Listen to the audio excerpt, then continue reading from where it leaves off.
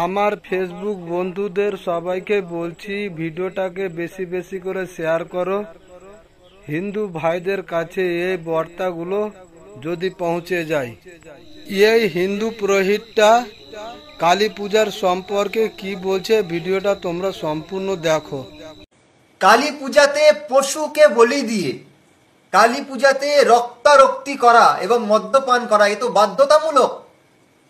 অনেকে এগুলোকে মানে ধামাচাপা দেওয়ার জন্য মানুষকে বোকা বানাচ্ছেন। কি বলে যে না, ছাগ বলির কথা বলা আছে শাস্ত্রে, ছাগ মানে ষড়রিপুকে বলিদান করা। একেবারে মিথ্যা কথা এসব, একদম লেখা নেই এসব। পরিষ্কার পরিচ্ছন্নভাবে লেখা আছে বিভিন্ন প্রাণীর নাম, যে এদেরকে বলি দিয়ে তার রক্ত দিয়ে পূজা দিতে হবে, মদ্যপান করতে হবে কালী পুজো করতে গেলে।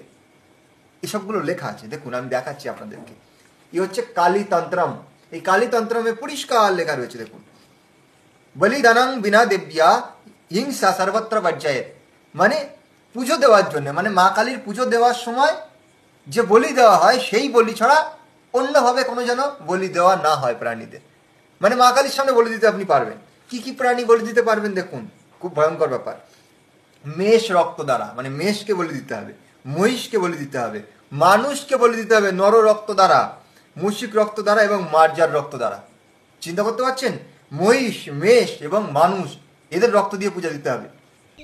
হিন্দু ভাই তোমাদেরকে বলছি, ভিডিওটা দেখে কিরকম লাগলো, বুঝতে পারলে কি বলছে এই পুরোহিতটা? তোমাদের যদি ধর্ম আসলে সত্যি হয় তাহলে এই পেজটাকে ফলো করে সঙ্গে থাকো। তোমাদের এর চাইতেও ভালো ভালো ভিডিও দেওয়ার চেষ্টা করব।